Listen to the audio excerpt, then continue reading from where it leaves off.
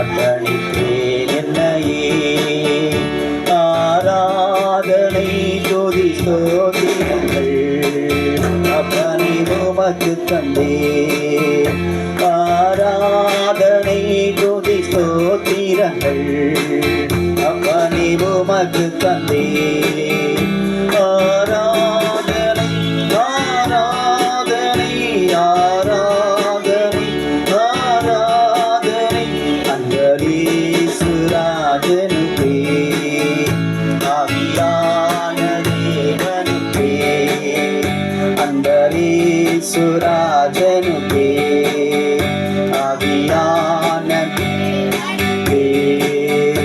இந்த நாளில் ஒவ்வொரு நிமிடமும் உந்த நினைவால் நிரம்ப வேண்டும்.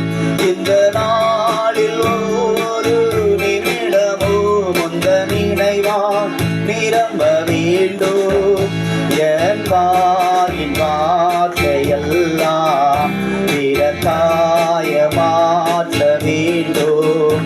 என் வாயின் வார்த்தையெல்லாம் பிறக்காய மாற்ற வேண்டும்.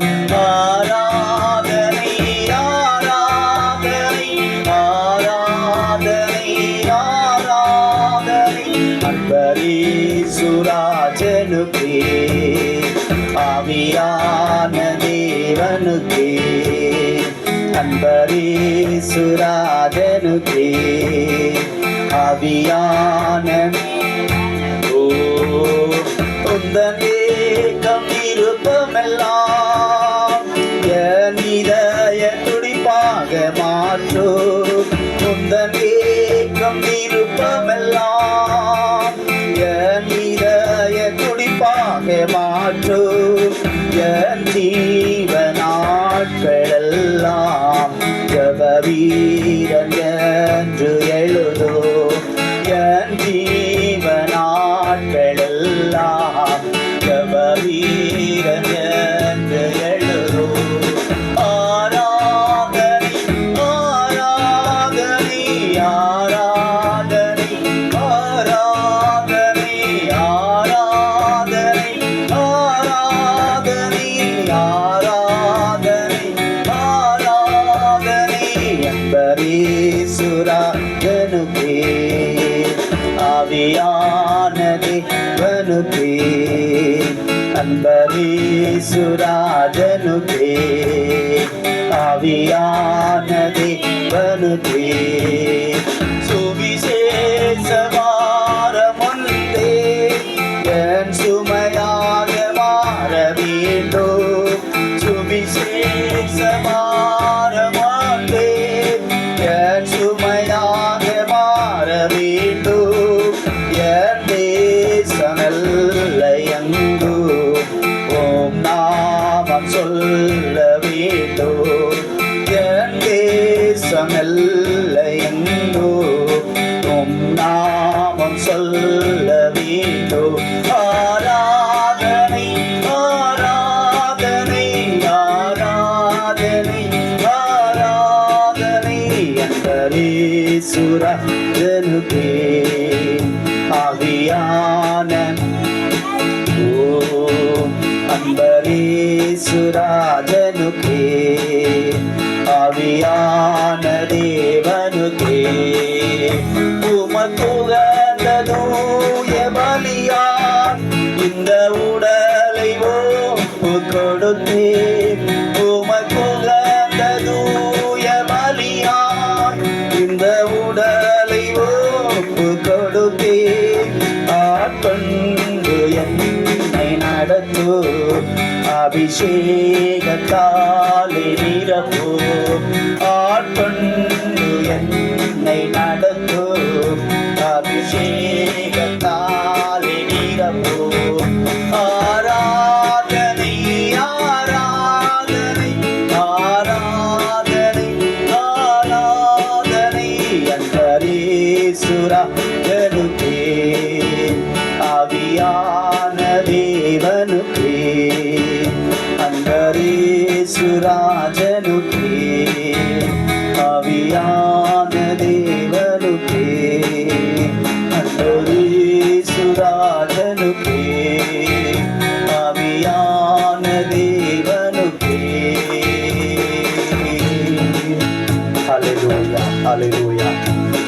கண்களை மூடி எல்லாருடைய இருதயங்களும் ஆண்டவருக்கு நேராக திருப்பப்படட்டும். இந்த வருடத்தின் 4 மாதமும் கடந்து வர கர்த்தர் நமக்கு கிருபை செய்தாரே. நாம் கடந்து சென்ற பாதைகளில் அவருடைய பாதுகாவல் நம்மோடு கூட இருந்ததே. இவ்வளவோ பலவீனங்கள் நம்முடைய சரீரத்தை தாக்கினாலும் இம்மட்டுமா பலன் தந்து பாதுகாத்து இந்த 5வது மாதத்தின் 1ஆம் தேதியும் காண கர்த்தர் நமக்கு கிருபை தந்தாரே. எவ்வளவுதான் நெருக்கப்பட்டாலும் எவ்வளவுதான் உபத்திரவங்கள் உலகத்தில் பட்டாலும் ஆண்டவருடைய கிருபை நம்மை தாங்கி நடத்திற்றே. 4 மாதமும் மகிமையா இந்த இடத்துல ஊழியத்தை செய்து முடிக்க கர்த்தர் கிருபை செய்தாரே. தேவைகளை சந்தித்தாரே, பிரயாணங்களில் கூட இருந்தாரே, எத்தனையோ ஆபத்துகளுக்கு கர்த்தர் நம்மை தப்புவித்தாரே. அவர் நம்மை நடத்தி வந்தார், அவர் நம்மை போஷித்தார், நம்மை உடுத்தினார். ஹல்லேலூயா. எத்தனையோ தீங்குகளும் சவால்களும் நிறைந்த உலகத்தில் கர்த்தர் நம்மை அவைகளுக்கு ஒன்றுக்கும் ஒப்பு கொடுக்காதபடி நம்மை பாதுகாத்து வழி நடத்தி வந்த தேவனுக்கு இந்த 1ஆவது தேதியில் இந்த 5வது மாதத்தில் கடந்து வந்திருக்கிற தேவ பிள்ளையே, அவருடைய சமூகத்தில் நன்றி உள்ள இருதயத்தோடு உங்கள் கரங்களை தட்டி ஹல்லேலூயா. அவர் நல்லவர், அவர் நல்லவர். இதுவரை 4 மாதமும் நடத்தினது இயேசு. இந்த 5வது மாதத்தை நடத்த என் தேவன் நல்லமுள்ள தேவன் என்பதை விசுவாசிக்கிற பிள்ளைங்க, ஹல்லேலூயா, ஒரு குறையும் நம்முடைய வாழ்க்கையில வராதபடி, ஹல்லேலூயா, ஒரு உபத்திரவங்களும் பிரச்சனைகளும் பலவீனங்களும் தாக்காதபடி கர்த்தர் இந்த மாதங்களில் நடத்துவார் என்கிற நம்பிக்கையோடு கரங்களை தட்டி ஹல்லேலூயா. இந்த நாளில் ஒரு நிமிடமும் முந்த நினைவா நிரம்ப வேண்டு. கரங்களை ஏந்தி சொல்லுவோமா? இந்த நாளில் ஒவ்வொரு நிமிடமோ முந்த நினைவா நிரம்பவே. ஆராதனை வாய்களை திறந்து சபையில் ஒருமித்து கரங்களை உயர்த்தி அசைத்து ஆராதனை ஆராதனை ஆராதனை ஆராதனை அன்பரே சுராஜனுக்கே. பிறரை கிறிஸ்துவண்டை சேர்க்கிற வார்த்தையாய், அநேகரை ரட்சிப்புக்கு நேராக நடத்துகிற வார்த்தையாய், நம்முடைய வாயிலிருந்து புறப்படுகிற வார்த்தைகள் அப்படிப்பட்ட ஜீவனுள்ள வார்த்தையாய் வெளிப்பட போகிறதற்காய் நல்ல கரங்களை தட்டி ஆண்டவரை மகிமைப்படுத்துங்க. பார்க்கலாம், தொடர்ந்து நம்மோடு கூட கர்த்தர் பேசும்படியாக, ஜீவனுள்ள வார்த்தையை நமக்கு தரும்படியாக தேவ சமூகத்தில் ஒப்பு கொடுத்து அவன் மத்தியில் இருக்கிற அருமையான சுஜிதா முன்ன வந்து அவன் சோதனை பகுதியை ஆசீர்வதித்து தரும்படியாக இப்பொழுது ஜெபிப்பாங்க. நம்ம எல்லாரும் உட்காரலாம்.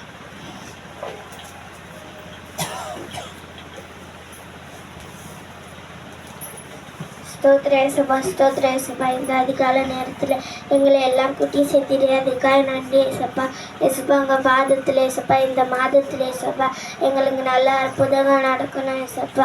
எந்த வியாதியும் எந்த போராட்டங்களோ எதுவும் எங்களை அணுகாதபடி இந்த மாதத்தில் எங்களை அற்புதமாக நடத்த போகிறதுக்கு உங்களுக்கு கொடான கொடி நன்றி அப்பா.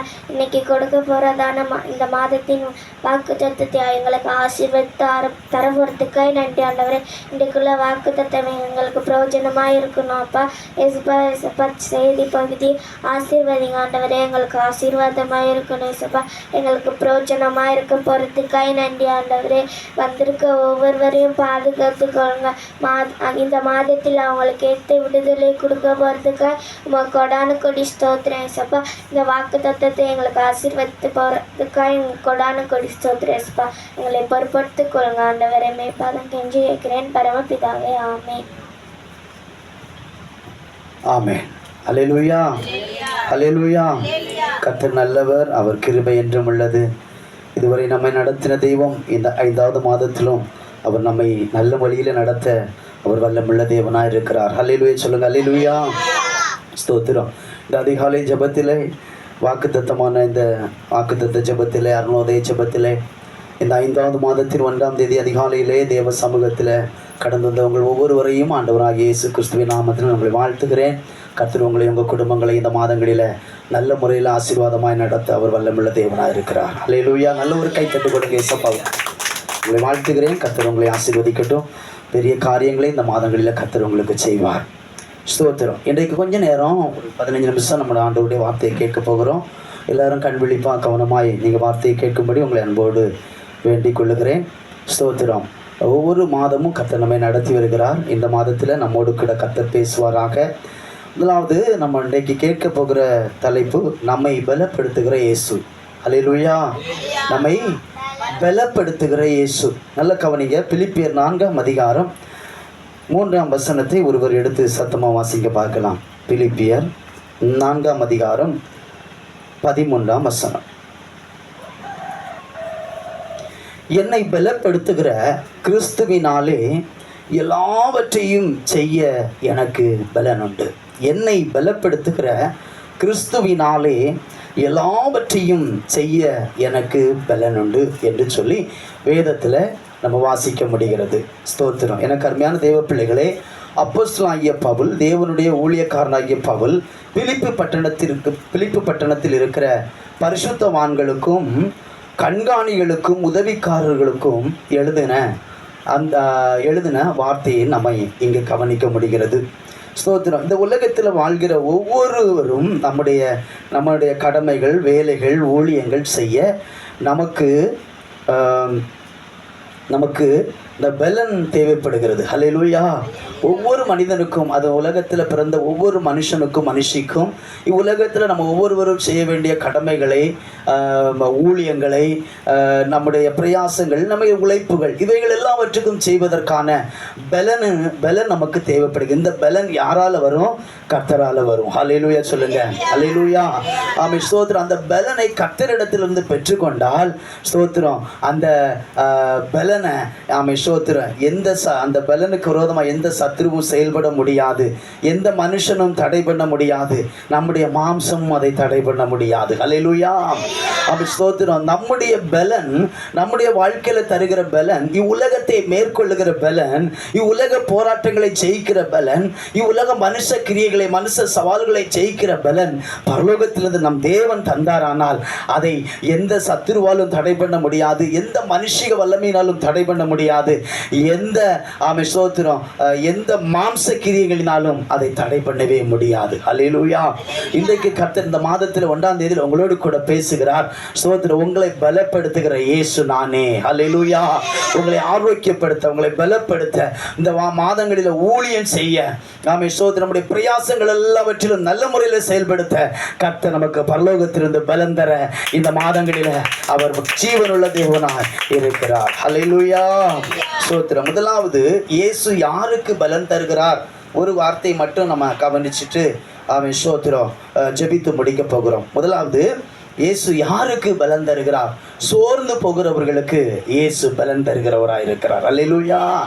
சோர்ந்து போகிறவர்களுக்கு, உலகத்தில் பல பிரச்சனை நிமித்தம், மனுஷனுடைய வார்த்தை நிமித்தமாகவோ, தேவைகள் நிமித்தமாகவோ, சோதர பலவீனத்தின் நிமித்தமாகவோ, மாற்று காரியங்கள் பல நெருக்கத்தின் நிமித்தமாகவோ நம்ம மனுஷனாகி நம்ம என்ன செய்கிறோம்? அடிக்கடி சோர்ந்து போகிறோம். அந்த சோர்வு இருதயத்தில் தாக்குகிறது. மன சோர்வடைந்து இருதயமெல்லாம் குழம்பி, மைண்டெல்லாம் குழம்பி, நம்ம எடுக்கிற காரியங்கள் எல்லாம் சரியா நின்று செயல்பட விடாதபடி அப்படியே நம்மை பலவீனப்படுத்தி விடுகிறது சோர்வு. ஹல்லேலூயா.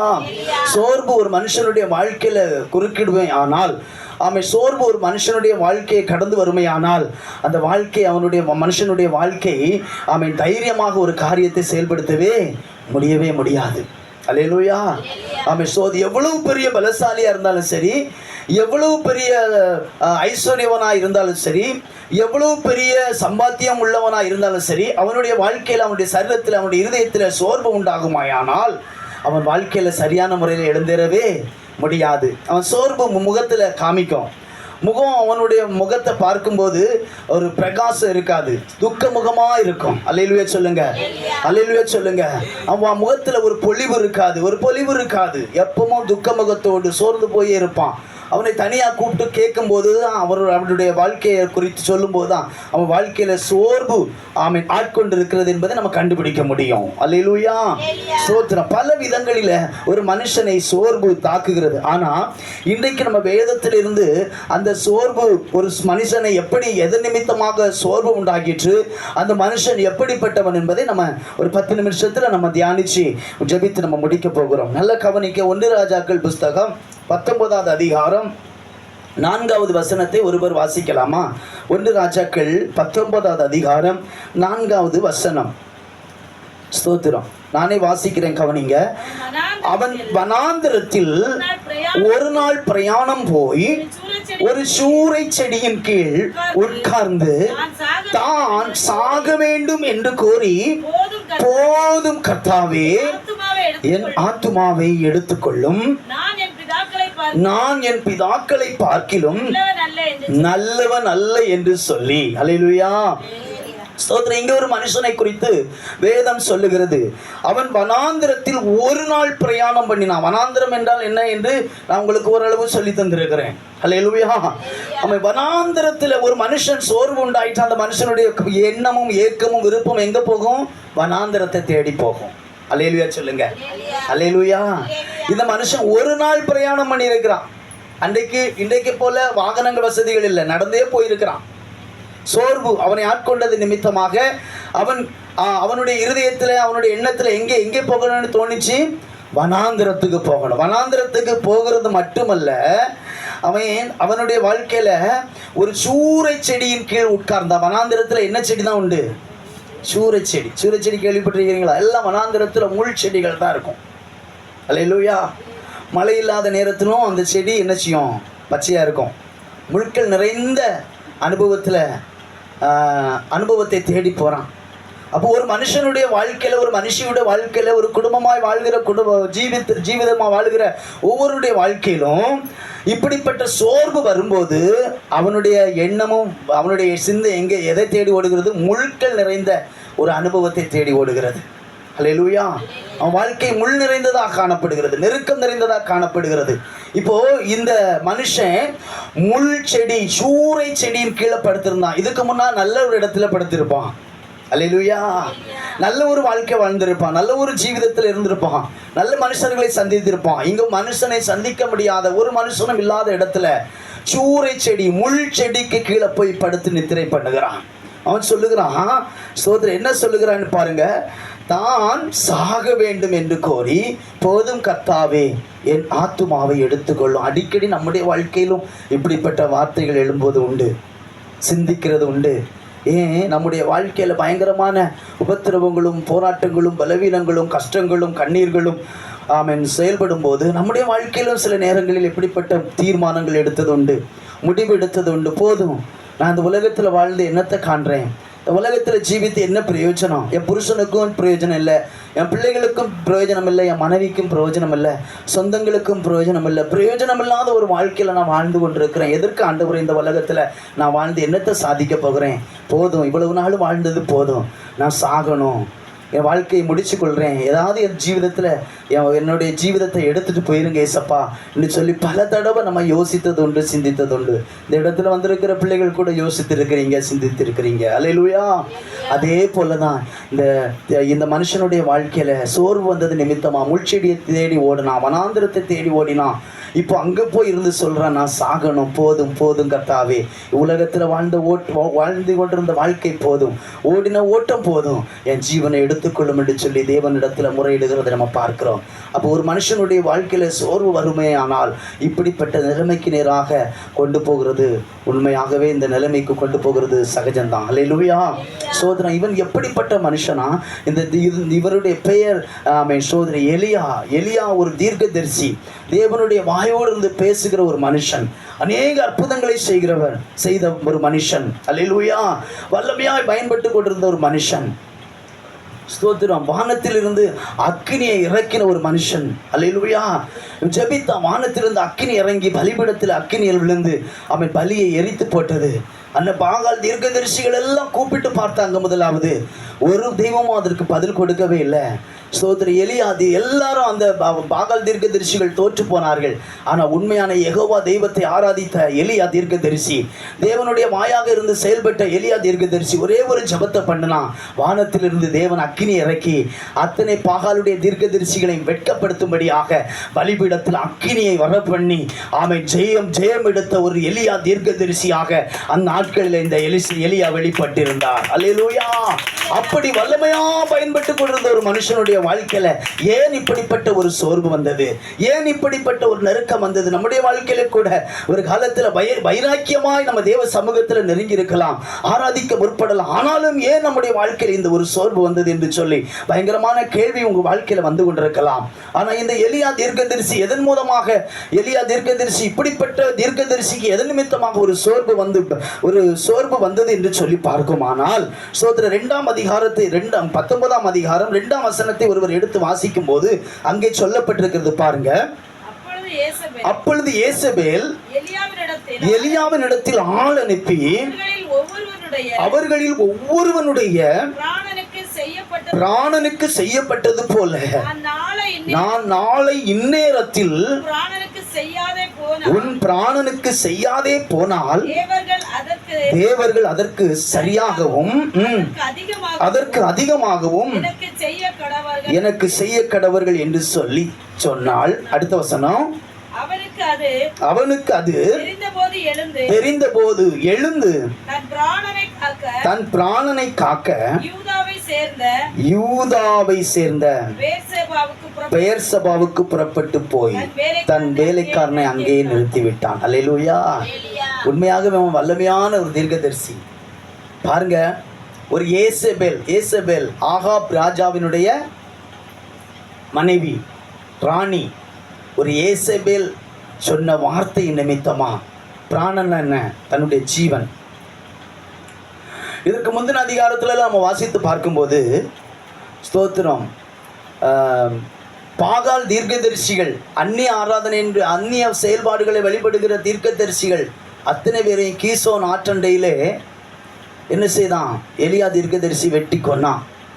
அல்லேலூயா.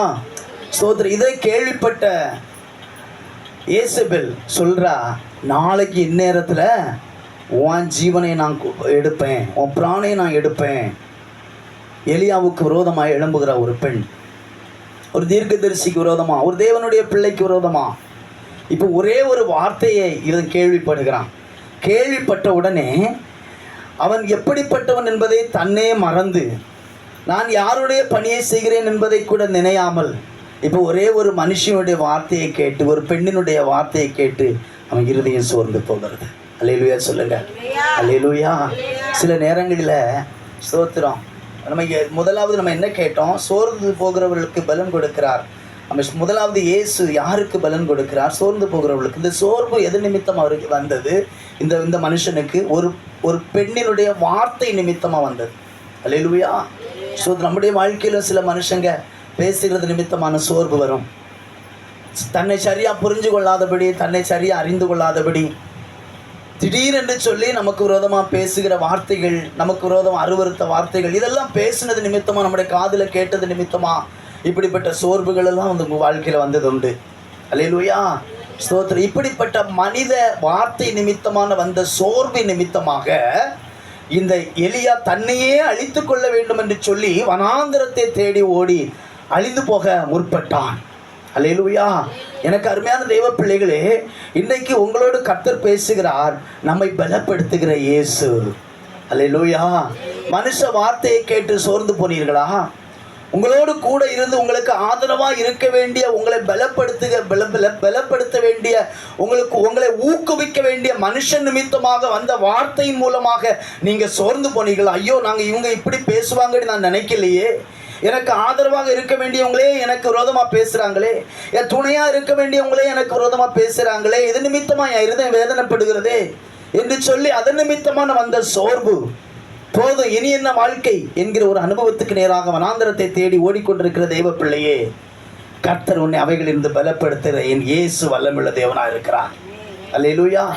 அழிந்து போகணும்னு சொன்ன ஆமென் ஸ்தோத்திரம், எலியாவை தேடி கர்த்தர் தம்முடைய தூதனை அனுப்பினார். அல்லேலூயா. ஸ்தோத்திரம். போதும்னு சொல்லிட்டு அவன் நித்திரையா இருக்கிறான். இப்போ அங்கே எங்கே யார் வரா? தேவதூதன் இறங்கி வராரு. ஆண்டவர் கட்டளை இடுகிறார். ஏன், எதற்காக கட்டளை இடுகிறார்? ஏன்னா எலியாவை கொண்டு செய்ய வேண்டிய திட்டம் இன்னும் அதிகமாக இருக்குது. அல்லேலூயா.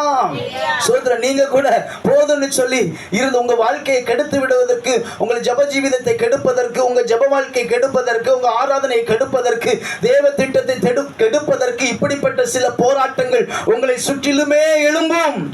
நீங்க மறந்து போக கூடாது. அல்லேலூயா.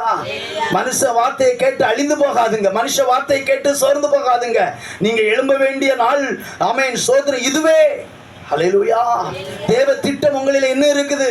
தேவன் என்ன முன்குறிச்சு வச்சிருக்கிறாரு.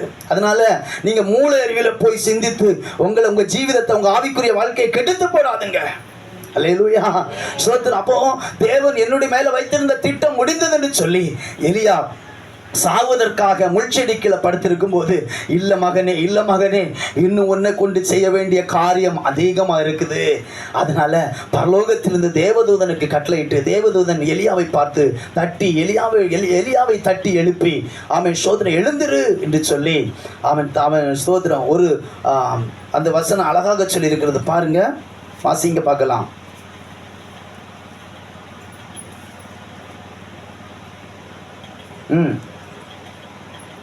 வாசிங்க. அவன் 5ஆம் வசனம், ஒரு சூறை செடியின் கீழ் படுத்துக்கொண்டு நித்திரை பண்ணினான். அவன் சூறை செடியில படுத்து, அப்படியாவது இந்த முள் செடியாவது விழுந்து என்ன கொண்டு போடட்டுன்னு சொல்லி முள் செடி பாதுகாப்பு இல்லாத இடத்துல அவன் படுத்து உறங்குகிறான். அப்பொழுது ஒரு தூதன் அவனை தட்டி எழுப்பி, எழுந்திரு, போஜனம் பண்ணு என்றார். எவ்வளவு கரிசனை உள்ள தெய்வம். அல்லேலூயா. வனாந்திரத்திலையும் விசாரிக்கிற தெய்வன். சாகணும்னு போய் இருந்த இடத்துலயே தேவன் நம்மை தேடி வந்தார். அதனாலதான் இன்னைக்கு நம்ம ஜீவனோடு கூட இருக்கிறோம். ஆமீன் சொல்லுங்க. அல்லேலூயா. எத்தனை தடவை நம்ம முடிவு எடுத்தோம் செத்துறணும்னு? எத்தனை தடவை மரணத்தை தேடி ஓடணும்? அல்லேலூயா சொல்லுங்க. அல்லேலூயா. மரணமாதிரி என்னை கொண்டு போகாதான்னு சொல்லி எத்தனை தடவை நம்ம அதை விரும்பி ஓடணும். அதே போல விரும்பி போன எலியாவை தேவன் விட்டு வைக்கல. அதே இடத்துல சூறை செடிக்கு கீழே உறங்கிட்டு இருந்தவனை தேவதூதனை அனுப்பி அவனை தட்டி, ஸ்தோத்திரம், எழுந்திரு, எழுந்திருந்து போஜனம் பண்ணு. எவ்வளவு நல்ல தெய்வம். நீ படுத்து கிடக்க வேண்டிய ஆளா? நீ சோர்ந்து கிடக்க வேண்டிய ஆளா? எல்லாமே முடிஞ்சிட்டுன்னு சொல்லி நீ வேதனைப்பட்டு கலங்கி இருக்க வேண்டிய ஆளா? அல்லேலூயா. இன்னைக்கு உங்களுக்கு செய்தி ஆண்டவர் அனுப்புகிறார். நீ படுத்து கிடந்தது போதும், நீ சோர்ந்து இருந்தது போதும், நீ ஒன்னே கெடுத்து கொண்டு இருந்தது போதும். நீ எழுந்திருக்கணும். நீ எழுந்திருக்க வேண்டிய பிள்ளை, நீ எழுந்திருக்க வேண்டிய மனுஷன், நீ எழுந்திருக்க வேண்டிய மனுஷி. அல்லேலூயா. நீ எழுந்திருந்து போஜனம் பண்ணு. எவ்வளவு தூரம் அந்த அக்கறை உள்ள தெய்வம் ஆகாரத்தை கொண்டு கொடுக்கிறார். அல்லேலூயா. அடுத்த வசனம் சொல்லு, அவன் விழித்து பார்க்கிற பொழுது இதோ தழலில் சுடப்பட்ட அடையும் ஒரு பாத்திரத்தில் தண்ணீரும் அவன் தலைமாட்டில் இருந்தது. அப்பொழுது அவன் புசித்து குடித்து திரும்பவும் படுத்து கொண்டானான். அல்லேலூயா சொல்லுங்க. அவன் தட்டி எழுப்பின உடனே அப்போ தூக்கத்தில் இருக்கிறவன் எழுப்பி பார்க்கிறான். தலைக்கு மாட்டில் என்ன இருக்குது? தழலினால் சுடப்பட்ட அடை. அப்போ அதில் எண்ணெயில் சுடப்பட்டிருந்தா கொலஸ்ட்ரால் இருக்கும். தீயில சுடப்பட்ட எவ்வளவு சுத்தமான ஒரு ஆகாரத்தை ஆண்டவர் கொண்டு வச்சிருக்கிறாரு. ஒரு பாத்திரத்துல தண்ணீர். அல்லேலூயா. ஸ்தோத்திரம். அவன் சோர்வு மறுபடியும் அதை சாப்பிட்டுட்டு அந்த தண்ணி அது இவன் சோர்ந்து கிடக்கிறத பார்த்து இவ்வளவு காலம் ஊழியம் செய்த இடத்துல இருந்தா அவனுக்கு அப்பமும் அடையும் தண்ணீர் வந்தது. எவ்வளவோ அவன் மூலமாக அற்புதங்கள் தேசத்தில் நடந்தது. எவ்வளவோ மனுஷங்க அதிசயத்தை பெற்றிருப்பாங்க, எவ்வளவோ விடுதலை பெற்றிருப்பாங்க. எலியா எங்கே போனார் நீ தேடி வந்து வனாந்திரத்தில் அவன் பசியாக இருக்கிறான், அதனால கொஞ்சம் அப்பமும் தண்ணீரும் கொடுப்போம். நீ இவ்வளவு நாள் ஊழியம் செய்த இடத்துல இருந்த ஆட்களை கொண்டு வந்து ஆண்டவர் அங்கே நடத்தினார். இல்லை. அல்லேலூயா. எல்லா மனுஷனும் எதிர்பார்ப்பதை விடலும் தேவன் நம்மளை எதிர்பார்ப்பது பெரியது. அல்லேலூயா. பரலோகத்திலிருந்து அப்பத்தை கொடுத்தார். அப்போ அவன் அதை சாப்பிட்டு மறுபடியும் படுத்துவான். சோர்வு ஒரு மனுஷனை எவ்வளவு தூரம் கொண்டு போகுதுன்னு பாருங்க. வயிற்றுக்கு ஆகாரத்தை சாப்பிட்டான், மறுபடியும் படுத்து கொண்டான். மறுபடியும் அடுத்த வசனம் சொல்லுது, தேவன் கர்த்தருடைய தூதன் திரும்ப 2ஆம் தரம் வந்து அவனை மறுபடியும் தட்டி எழுப்பி, எழுந்திருந்து போஜனம் பண்ணு, நீ பண்ண வேண்டிய பிரயாணம் வெகு தூரம். அல்லேலூயா. அல்லேலூயா. மறுபடியும் விட்டு வைக்கல ஆண்டவர், விட்டு வைக்கல. உங்களெல்லாம் ஆண்டவர் நேசித்ததுனால தான் உங்களெல்லாம் தேவன் அன்பு வைத்து, உங்கள் மேலே தேவன் அன்பு வைத்ததுனால தான் இந்த நிலைமை, இந்த மகிமையான ஒரு அனுபவத்துக்கு நேராக கர்த்தர் நம்மை கொண்டு வந்திருக்கிறார். அல்லேலூயா. படுத்துக்கிட்டு இருந்தது போதும், விழுந்தது போதும், எலும்பு, ஜெபிக்க ஆரம்பி. 1ஆம் தேதி ஜெபத்தை தேவ சமூகத்தில் வந்து இந்த மாதத்தை தொடங்க ஆரம்பிக்க தேவ சமூகத்தில் ஓடிவா. அல்லேலூயா. சோத்திரம். அப்படியானால் இந்த மாதம் முழுவதும் கர்த்தர் ஜெயத்தை தர அவர் வல்லமுள்ள தேவனா இருக்கிறார். நம்முடைய தேவைகளை சந்திக்க அவர் வல்லமுள்ள தேவனா இருக்கிறார். அல்லேலூயா. நீ போக வேண்டிய பிரயாணம் வெகு தூரம். அல்லேலூயா. சோத்திரம். நீ பண்ண வேண்டிய பிரயாணம் வெகு தூரம். பிரயாணம் என்றால் என்ன? நீ போக வேண்டிய யாத்திரை, நீ போக வேண்டிய செயல், நீ செய்ய வேண்டிய திட்டம், தேவன் முன்மேல வைத்திருக்கிற காரியம் பெரியது. நீ படுத்து கிடந்து உறங்க வேண்டிய காலம் அல்ல. நீ சோர்ந்து மனமடிவாய் கிடந்து அவங்க அப்படி சொல்லிட்டாங்க, இவங்க எப்படி சொல்லிட்டாங்க, அதனால எப்படி அங்கே போகிறது, எப்படி ஜபிக்கிறது, எப்படி பாட, என் சத்தம் கேட்டு அவங்க பரிகாசம் பண்ணுவாங்களோ, இந்த மாதிரி எல்லாம் போட்டு கூட்டி கருதி உங்க இருதயத்தில் கொண்டு போய், உங்க சிந்தையில் கொண்டு போய் உங்க வாழ்க்கையை கெடுத்து கொண்டிருக்கிறான் சத்துரு. அல்லேலூயா சொல்லுங்க. இதுல இருந்து நீங்க எழும்பணும். இந்த ஜீவிதத்தை விட்டு நீங்க எழும்பணும். அந்த மனுஷன் அப்படி சொல்லிட்டான், இந்த மனுஷன் இப்படி சொல்லிட்டான் சொல்லி படுத்து சூரிய செடிக்கு கீழே எலியா கடந்தது போல கடந்த நாட்கள் போதும். அல்லேலூயா சொல்லுங்க. நீ அப்படி சோர்ந்து படுத்து கிடக்க வேண்டிய ஆள் இல்ல. நீ உன் பிரயாணம் அதிகம் தூரம் இருக்குது. இன்னும் உன்னை கொண்டு செய்ய வேண்டிய காரியம் பெரியதா இருக்குது. உன்னை கொண்டு அநேக ஆத்துமாக்களை தேவ சபையில கொண்டு வர வேண்டியது இருக்குது. அல்லேலூயா. இன்று முதல் உங்க சோர்வை விட்டு நீங்க எழுந்திருக்க வேண்டும் என்று சொல்லி ஆண்டவர் விரும்புகிறார். அல்லேலூயா. மனுஷனுடைய வார்த்தை நிமித்தமான வந்த சோர்வை கர்த்தர் எலியாவிடத்திலிருந்து கர்த்தர் மாற்றினார். ஆகாரத்தை கொடுத்தார், தட்டி எழுப்பினார். அதற்கு பிறகு சில ராஜாக்களை அபிஷேகம் பண்ணி வைத்தான். அவன் ஸ்தானத்தில் எலிசா தீர்க்கதரிசியை அவன் ஸ்தானத்தில் கொண்டு வந்து நிறுத்தினார். இவ்வளவு காரியமும், இந்த அப்பத்தையும் இந்த அடையையும் தண்ணீரையும் குடிச்சிட்டு 40 நாள் பிரயாணம் பண்ணத்தக்கதான பலத்தை ஆண்டவர் கொடுத்தார். அல்லேலூயா. தேவதூதனிடத்திலிருந்து பரலோகத்திலிருந்து தேவன் கொடுத்த ஆகாரத்தை நிமித்தமா 40 நாள் இரவும் பகலும் புசியாமல் பிரயாணம் பண்ணானாம். அல்லேலூயா. அந்த பலனை கர்த்தர் இன்றைக்கு உங்களுக்கு தருவார். அந்த தைரியத்தை ஆண்டவர் உங்களுக்கு தருவார். சோர்ந்து போய் அழிவை தேடி போன எலியாவை தேடி கர்த்தர் வந்தது போல இந்த 5வது மாதத்துல கர்த்தர் உங்களோடு கூட பேசுக. நீ சோர்ந்து போகாதே மகளே. எழும்புங்க, எல்லாரும் எழும்புங்க, ஜெபித்து முடிக்கலாம். நீ சோர்ந்து போகாதே, நீ மனமடிவாகி போகாதே. நீ எதை பார்த்து சோர்ந்து போனாய்? அவர் கொடுக்கிற ஆகாரம், அவர் கொடுக்கிற போஜனம் நிமித்தமாக இரவும் பகலும் எலியா தீர்க்கதரிசி 40 நாள் பிரயாணம் பண்ணி போவதற்கு ஏற்ற பலனை கர்த்தர் கொடுத்தார். அந்த பலனை நீங்க பெற்றுக்கொள்ள ஆயத்தமா இருக்கிறீங்களா? ஹல்லேலூயா. எத்தனை பேர் அந்த பலனை பெற்றுக்கொள்ள ஆயத்தமா இருக்கிறீங்க? தேவனால தருகிற பலன், தேவன் தருகிற பலத்தை சத்துரு தடை பண்ண முடியாது, மனுஷன் தடை பண்ண முடியாது, மனுஷி ஆவி தடை பண்ண முடியாது, உன் மாம்சம் தடை பண்ண முடியாது. அந்த பலனை பெற்றுக்கொள். ஆண்டவரே எனக்கு அந்த பலனை தாங்கன்னு கேளுங்க. இந்த 1ஆம் தேதியில தேவ சமூகத்தில் வந்திருக்கிற தேவ பிள்ளையை கேளுங்க. ஏசப்பா, அந்த எலியாவை போல நான் சோர்ந்து கிடக்கிறது உண்மைதான் ஆண்டவரே. மனுஷ வார்த்தையும் கேட்டு எங்க சூழ்நிலைகளை பார்த்து, எங்க தேவைகளை பார்த்து எல்லாவற்றின் நிமித்தமாக என் இருதயத்தில் சோர்வு வந்தது உண்மைதான். போதும் ஆண்டவரே, எதுதான் செய்து என்ன பிரயோஜனம்? ஜெபித்து என்ன பிரயோஜனம்? ஆலயத்துக்கு வந்து என்ன பிரயோஜனம் என்று சொல்லி வேதனையோடு வந்திருக்கிற தேவ பிள்ளையே, எலியாவை தேவதூதனை அனுப்பி, கர்த்தர் தேவதூதனை அனுப்பி, ஹல்லேலூயா, தள்ளினால் சுடப்பட்ட அடையும் தண்ணீரையும் கொண்டு வைத்தது போல ஒரு மிகுந்த எதிர்பார்ப்போடு 1ஆம் தேதியில தேவாலயத்துல உன் மேல ஒரு மிகுந்த எதிர்பார்ப்பை கர்த்தர் வைத்திருக்கிறார். எழுந்திரு, உன் சோர்வை மாற்று. எதை குறித்து வேதனைப்பட்டு கொண்டிருக்கிறா? நீங்க தருகிற பலன் எனக்கு வேணும் ஆண்டவரே.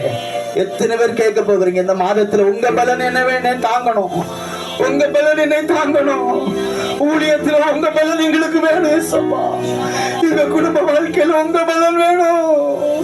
நான் வேலை செய்ய போகிறதுல உங்க பலன் வேணும் ஏசப்பா. உங்க பலனை தாரு. ஹல்லேலூயா. பலன் தாருங்க ஆண்டவரே. வாழ்நாளெல்லாம் களிகொண்டு மகிழும்படி திருப்தியாக்கும் கிருபையினால் வாழ்நாளெல்லாம் களிகொண்டு மகிழும்படி திருப்தியாக்கும் கிருபையினால்